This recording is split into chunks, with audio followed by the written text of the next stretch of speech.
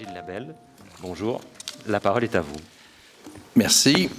Je voudrais d'abord remercier Éric Martin, en particulier, pour son invitation. Ceci dit, je ne sais pas si je vais livrer exactement la commande qui a été la sienne. Alors, je voudrais forcément, très brièvement et très schématiquement, convoquer ici, pour vous, deux sociologues, Michel Freytag et Fernand Dumont, pour à la fois indiquer le rôle joué par l'éducation dans la société moderne et pour tenter de comprendre le sens des transformations qu'on veut présentement lui faire subir à l'éducation et qu'on lui fera effectivement subir si on ne l'empêche pas. Pour Michel Freytag, l'éducation se situe en quelque sorte au cœur même des tensions qui définissent le monde moderne, ce qu'il appelle la modernité. Mais pour comprendre cette thèse, un bref détour s'impose. Il faut d'abord exposer la conception que les anciens, les Grecs essentiellement, se faisaient, selon Freytag, de la citoyenneté du citoyen.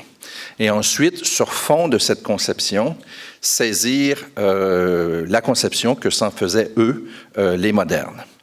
Afin de décrire la liberté pratiquée par le petit nombre de ceux qui ont le titre de citoyens dans la cité antique, Michel Freytag mobilise dans son ouvrage « L'abîme de la liberté » deux concepts qu'il reprend d'un dialogue de Platon qui s'appelle le Protagoras. Ce sont les concepts de aidos et de dikē. Alors, qu'est-ce qu'il faut entendre par ces deux concepts ou ces deux notions? Freytag indique que l'aidos désigne d'abord et avant tout l'adhésion librement consentie par les citoyens à la police, à la cité à laquelle ils appartiennent.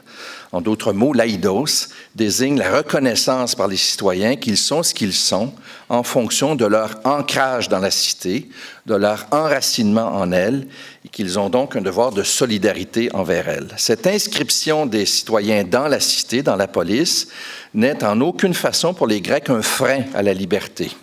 C'est important pour ce que je voudrais essayer de faire entendre. C'est même tout le contraire pour eux. L'aidos doit en effet être associé à l'exercice d'une liberté qu'on peut appeler située, une liberté enracinée dans un milieu concret, un milieu qui est la police et qui est son terreau, son humus. Car l'ancrage des citoyens dans la cité n'appelle aucune passivité de leur part. Elle se conjugue plutôt donc avec la dikē, c'est-à-dire avec la quête de la justice. Je cite brièvement Michel Freytag, cette acceptation de l'appartenance qui correspond au concept grec de l'aidos, désignant l'intériorisation subjective et volontaire de l'obligation de solidarité, n'exclut pas la critique, elle la justifie au contraire, puisque c'est alors à titre de citoyen membre de la communauté politique qu'on procède à la critique des institutions communes et non en tant qu'individu abstrait, détenteur d'intérêts particuliers et porteur de droits intangibles.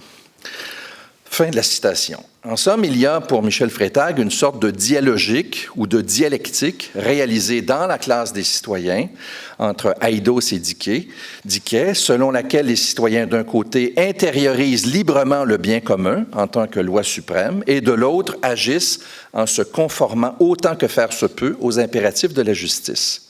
Bref, la cité produit ou génère des citoyens qui, par leurs actes et leurs paroles ancrées en elle, la produisent et la génèrent à leur tour, la préservent en l'inscrivant, la cité, dans la durée. Le propre de la liberté moderne, ceci toujours dit très schématiquement, est de concevoir que la liberté légitime est plutôt que la liberté située, la liberté ancrée dans la cité que l'on vient de décrire, plutôt une liberté abstraite, mais au sens strict du terme, c'est-à-dire une liberté qui est vraie, authentique, dans la mesure où elle fait abstraction de son inscription, de l'inscription de l'individu dans la société. On le sait, c'est là le socle du libéralisme radical des origines. L'être humain est naturellement libre, il est libre dans l'état de nature, il est libre donc dans un état qui préexiste à l'état social ou civil, il est libre dans la mesure où il fait abstraction, il est libre abstraction faite de la société. Sans refaire la très complexe généalogie que propose Michel Freytag de la liberté, telle que les modernes la conçoivent, je me contenterai de relever ici d'abord l'importance de la conception que se font les modernes de la propriété, pour comprendre le sens de cette liberté qui fait abstraction de l'inscription de l'individu dans la société. Le droit de propriété pour les modernes, c'est le droit pour le propriétaire d'user et d'abuser de ses biens. Autrement dit, c'est le droit, et c'est le sens d'abuser qu'il faudrait écrire avec trait d'union pour séparer. C'est le droit, donc, d'aller au-delà de l'usage convenu de ces biens consacrés par la norme sociale. User de ces biens, ça veut dire les utiliser suivant l'usage. En abuser, c'est aller au-delà de l'usage. Donc, au-delà de ce qui est convenu, au-delà de ce qui est consacré par la norme sociale. Donc, le droit de propriété entendu en ce sens, c'est le droit de se tenir pour un étranger à la norme sociale, ou inversement, de tenir la norme sociale pour étrangère à son bien propre, d'en faire abstraction. Loin de remettre en question cette figure de l'individu délié et donc étranger à la cité, l'extension des droits, au-delà du droit de propriété, dont la modernité sera le théâtre, la consacrerait plutôt, cette figure de l'individu délié, faisant de la société moderne, ultimement, une société d'individus détenteurs de droits. De telle sorte que la société risque d'en perdre toute consistance ontologique, ne se conçoit plus que sur un mode nominaliste, c'est-à-dire comme une addition d'éléments originairement déliés ou détachés, sur laquelle on oppose au final un nom. On en a les socles, les deux matrices de la modernité, propriété capitaliste d'un côté, droit de l'homme ou de la personne de l'autre. Mais pour Michel Freytag, on ne peut pas en rester là. La modernité est en fait un lieu de tension. À ce désarrimage de l'individu et de la société fait contrepoids toute une série d'institutions, au premier chef l'éducation. L'éducation humaniste, héritage de la Renaissance, qui est en quelque sorte décalée de la logique moderne, individualiste, radicale, telle que précédemment exposée. L'éducation humaniste, en effet, énonce rien de moins que le contraire de ce que véhicule le libéralisme radical de la propriété et des droits individuels. Elle énonce, l'éducation humaniste, qu'on ne naît pas libre, qu'on le devient, pour reprendre une célèbre formule, qu'on le devient libre, être libre en s'inscrivant dans un tout, dans une totalité, qui désigne à la fois la société et son histoire, laquelle histoire comprend notamment une histoire de la liberté. C'est aussi, c'est non seulement l'éducation humaniste qui joue ce rôle, c'est aussi le rôle que joue l'art dans la modernité, selon Freytag, même si je vais laisser cette dimension de côté ici. Il y a art quand il y a reprise d'une tradition formée par une longue chaîne d'œuvres marquée par des moments forts de discontinuité, par ailleurs, que l'artiste cherchera à égaler ou à dépasser. Alors, cette tension entre deux conceptions de la liberté, l'une déliée de la société, qui fait abstraction de son inscription dans la société, l'autre qui prend au contraire tout son sens en elle, elle est manifeste dans la structuration même de la société moderne, qui repose, ceci dit encore une fois très schématiquement, sur le couple État-société civile. Pour Hegel, l'État désigne le moment éthique. Michel Freytag dira que l'État renvoie au moment politico-institutionnel. C'est le moment de la réflexivité, le moment où le citoyen, qui a reçu une éducation humaniste, cherche à donner un sens à l'autogouvernement de la collectivité en s'associant à l'exercice de la puissance publique. C'est un moment de réflexivité qui est contradictoirement associé à son contraire, c'est-à-dire au moment où les individus propriétaires s'estiment autorisés à se détacher de la collectivité pour agir en fonction de ce qu'ils définissent comme leurs intérêts propres, leurs intérêts privés. Or, pour Michel Freytag, nous sommes présentement en train de sortir de cet état de tension qui définit la modernité. Nous sommes en train de basculer vers une situation où le moment politico-institutionnel, le moment réflexif, le moment d'autogouvernement de la collectivité est nié pour laisser toute la place à des mécanismes automatiques dont on dit qu'ils fonctionnent d'autant mieux qu'ils sont déliés, détachés de la réflexivité du moment politico-institutionnel.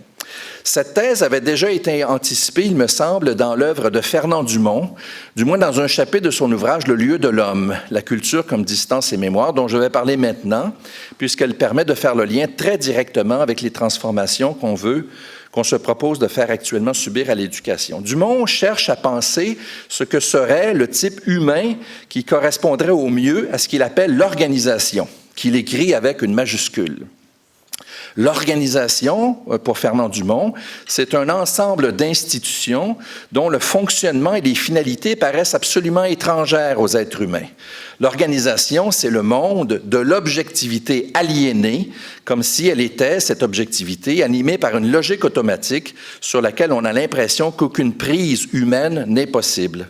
C'est dans le contexte d'un épuisement de la Révolution tranquille que diagnostique Fernand Dumont, la négation active par la croissance d'une technocratie impersonnelle et d'un capitalisme de la consommation, la négation active des projets émancipateurs d'autogouvernement dans la liberté à partir d'une tradition fondée sur une histoire de la liberté au Canada français et au Québec de la société québécoise. Or, ce qui m'importe ici, ce que je voudrais faire ressortir en terminant, c'est le type humain propre à ce que Dumont appelle le monde de l'organisation. L'organisation, cette sorte d'état d'aliénation tout azimut. Ce type humain, selon Fernand Dumont, est en quelque sorte schizoïde. D'un côté, il est appelé à se plier aux impératifs de l'objectivité aliénée. Il est appelé à sans cesse s'y adapter. C'est le maître mot ici, chez Dumont, qui est également venu sous la plume plus tard de Michel Freytag. Adaptation. Celui qui s'adapte, c'est celui qui prend la place qui lui revient dans ces systèmes impersonnels que sont la technocratie, le travail, la consommation. C'est le client, c'est le travailleur, flexible, dirait-on aujourd'hui, c'est le consommateur. Mais de l'autre côté, il y a une autre face à cet être adapté aux impératifs de l'organisation. C'est la face que Dumont désigne comme subjectivité ou liberté vide. Le client, le travailleur flexible, le consommateur, il arrive parfois qu'il en a marre. Comme on dit, il décroche. Mais précisément, il ne trouve rien à quoi se raccrocher. Toute l'objectivité lui est aliénée, lui est étrangère. Il rebondit donc sur le monde objectif comme une balle sur un mur et il retombe fatalement sur lui-même. Sa révolte peut paraître radicale, et elle l'est, mais elle finit fatalement par s'épuiser parce qu'elle est sans objet, sans monde objectif avec qui elle pourrait entretenir un rapport actif, vivant. Entre la mobilisation et l'adaptation inlassable aux impératifs de l'organisation et une liberté révoltée mais vide et donc condamnée à l'épuisement, le type humain propre au monde aliéné de l'organisation ne cesse d'osciller, l'un des pôles nourrissant l'autre et vice-versa. C'est le type humain schizoïde que produit notre monde selon Fernand Dumont. Le livre de Dumont est de 1969, mais on a l'impression, du moins j'ai l'impression, qu'il a été écrit hier, et pour nous. Je propose de le lire, et également les ouvrages de Michel Freytag, comme un avertissement, une mise en garde. Que nous dit donc le gouvernement libéral actuel? Et il n'est pas le seul dans le monde, autant que je le comprenne. Les socialistes français sont à peu près sur le même terrain. Que nous dit donc le gouvernement libéral actuel? D'un côté, fini l'humanisme, plus besoin, ça n'a plus sa place. Il faut faire place justement à l'impératif, le seul, celui de l'adaptation. Il faut une éducation à vocation professionnelle, technique. Non pas qu'il s'agisse de transmettre des savoirs précis, sont constamment dépassés par d'autres à l'ère du capitalisme mondialisé. Ça a été très bien expliqué, mis en scène par Gilles Gagné ce matin.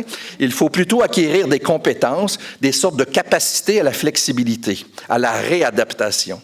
De l'autre, on l'a vu, ce genre de proposition, on l'a vu récemment, est susceptible de nourrir la révolte. Et une révolte radicale. Mais Dumont nous invite à poser la question, après 2012 et après 2015, quelle révolte? Révolte désespérée ou révolte indignée, indiquant les voies de la dignité à retrouver? Qu'elle demeure sur le terrain de la négation, de la négativité pure, et la révolte, nous avertit Dumont, est susceptible d'épuisement. Elle ressemble d'une certaine façon au fameux baron qui essayait de s'élever dans les airs en se tirant par les cheveux. C'est Marx, le Marx des manuscrits de 1844 qu'il convient de citer en terminant. La négation ne suffit pas, elle demeure, prise en elle-même, grossière, brute. Il lui faut passer, si elle ne veut pas s'épuiser, à l'affirmation. Il s'agit de nier ce qui nie, c'est la négation de la négation dans le texte de Marx, de nier les mécanismes aliénants, mais pour affirmer le possible d'un autre rapport à l'objectivité, un autre rapport au monde objectif, un rapport où la liberté ne sera pas vide et fatalement condamnée à l'épuisement, mais plutôt inscrite dans un monde, inscrite dans une cité appelée à s'autogouverner. Marx, par opposition à l'individu délié, a cru bon de nommer cela humanité sociale. Merci.